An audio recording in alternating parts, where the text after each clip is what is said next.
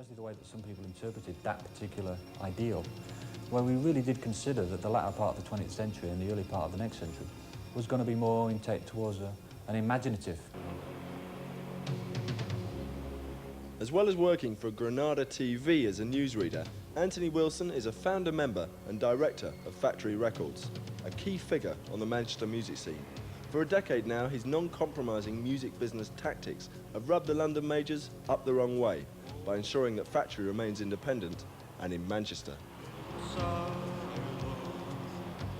It's quite exciting. I mean, these days it's all like drug dealers and musicians living in there. The council, thankfully, don't put families in anymore.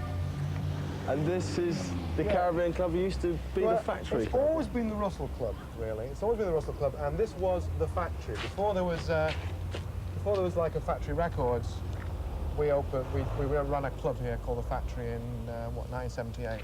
That was the punk scene, and people, as we do now for the sake of this interview, used to sit on the steps out here in the sunshine. It's quite nice with the sunshine, actually.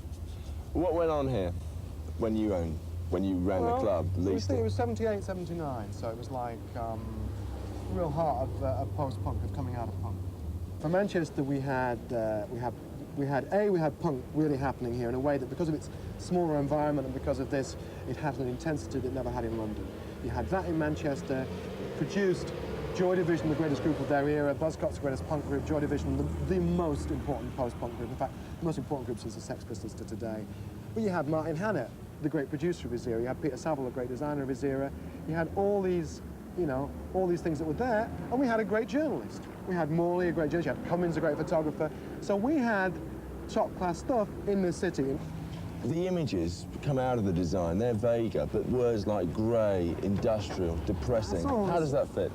It's a wank. It's like another of the myths, doom-laden. That's fine. I love all the myths, It doesn't worry me at all. I mean, there's nothing gloomy. Are in Hume.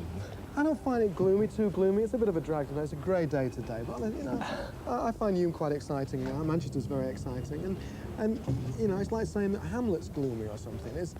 Even in those days, a Joy Division concert was not a gloomy experience. It was an outrageous experience. Stand to the radio. Stand to the radio. Stand to the radio. Stand to the radio. Oh, I would call out when the going gets tough.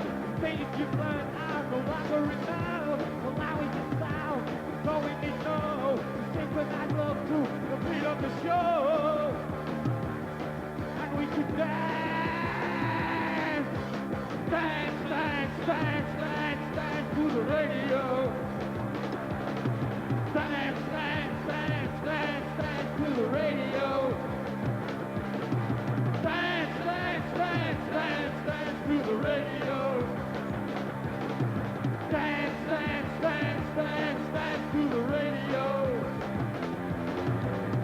It was violent, loud, rock music at its absolute best, So if London critics want to talk about, raincoats and doom, that's their choice. I never saw any doom, And, the true story is that Joy Division were a wild group. There is a high seriousness about some of the things. If you want to call that doom and gloom, fine. It touches many parts of the body. It touches many parts of the soul. Described in The NME by Paul Morley as the greatest performer of his generation, Ian Curtis committed suicide on May 18, 1980. Down in the records as death by hanging, various sources in Manchester have it that the singer in fact overdosed on a combination of scotch and the pills he was taking for his increasing epilepsy. Nevertheless, the events surrounding his death have never been fully explained to this day.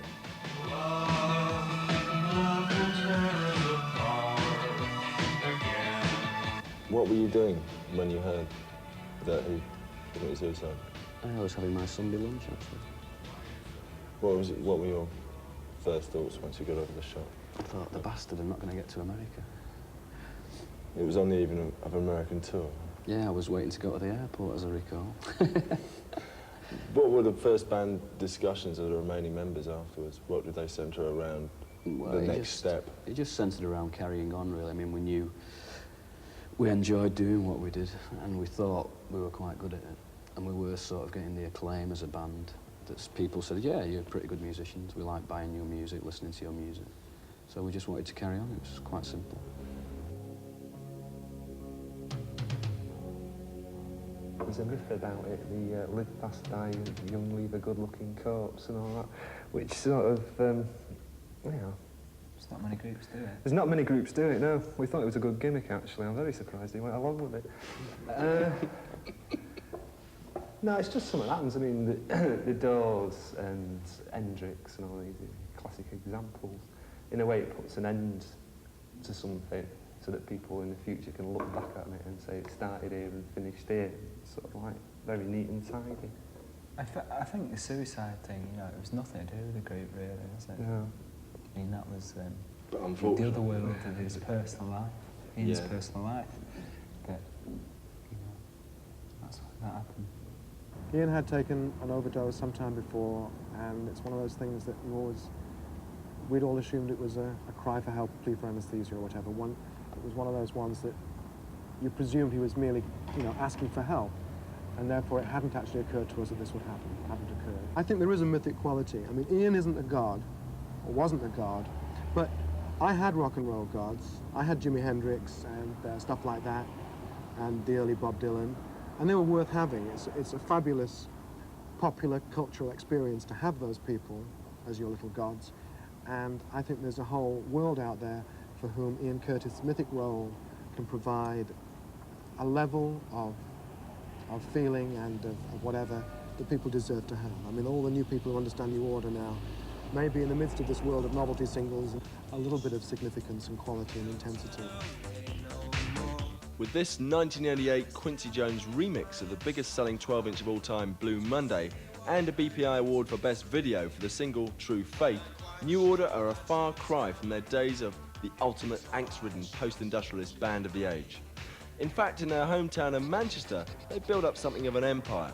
With this recent acquisition, a 5-storey property which will open as a private members club called Dry later this year, and this place, the Hacienda, possibly the most futuristic-looking club in Europe, New Order and Factory have come a long way since their staunchly independent days, when they supposedly turned down a $1 million American bid for Joy Division. Is that true? I think it's funny from Martin rather than strident independence. Did you hear this $1 million? I heard it after the event. Yeah, I would have took $1 million. Yeah. I don't think anybody approached the band with the offer. Only got as far as Martin Hannett. 6 miles out of central Manchester, this is Strawberry Studios, where Martin Hannett produced the bulk of Joy Division's music in the late 70s. A now bitter Hannett refused to appear in this feature, but instead he issued this statement. Unfortunately, my business hat was not firmly fixed to my producing head. To cut a long story short, I left Factory with a derisory percentage of the earnings from the sale of these records in comparison with the producer's fees I would have received from even the most avaricious major label. What do you think of that? The guys... Better lawyers. He took us to court. It's his lawyers that agreed those amounts. We wanted to give him a better deal with points that he would have still been collecting on. He refused to accept the deal we offered him, which was a very, very good deal. I mean, I think what's happened now is that the people that run that particular record label have in their kind of vocabulary a very kind of shrewd understanding of the way the world shifts. And there's no doubt that the idea of flogging the dead body, which is ultimately what it's about, however cruel that may sound, is really what they're involved in. It's the flogging of a dead body, it's the flogging of an image that they might be able to turn into a myth, which always comes down to a series of accidents, which in a sense we're playing part of. We increase the energetic response to this myth, this idea. You know, we're in a sense, we're all being forced subtly to respond. In no less a cynical way, I would have thought, than the way CBS flogged Ross. What do you think of that? I always thought Paul Moore was full of shit anyway. Seriously, does it work to your disadvantage that the myth of Ian Curtis continues?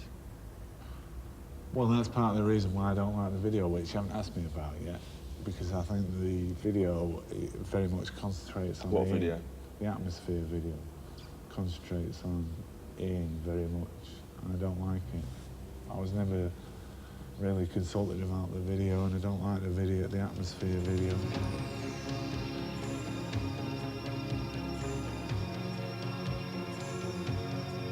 How do you think it's going to be perceived now as you're going to release the compilation LP, Substance, and I think will people follow? are going to perceive it as some sort of rip-off, really. Why now, though? Why this particular point in time, which is it's not an anniversary, it's an arbitrary 7.5, 8 years after the event?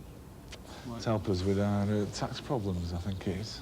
New Order and Joy Division never put singles on albums. So when we began to do CDs 3 or 4 years ago, we said, do you want to put your singles on the extra end bits? And they said, no, leave the albums as they are. So therefore, we always knew we had to do a CD of the singles. We happened to get around to New Orders last year, merely because it was harder to find the tapes for Joy Division. We got around to that this year. It is merely the accident of bringing out the digital versions of those singles which don't exist. But then it provides you with an opportunity to say, look at this, this was the greatest rock artist of his generation, and isn't it interesting that it's so shitty these days? I think if anybody's got the same kind of spirit and drive and response to the world as Joy Division now as a young person, they wouldn't go into pop. Because the people that own pop, and we all know who they are, will not allow it to happen. Which is, again, is another tragedy, which is why it's even more poignant to hear Atmosphere. Maybe Atmosphere was genuinely the full stop, the most poignant representation of what young people feel put on record. Maybe that was genuinely the full stop, and maybe now, as we approach the 90s and it's re-released in all this kind of necessary hype, maybe some people will stop and think, yeah, that was the end. That song was the end of pop.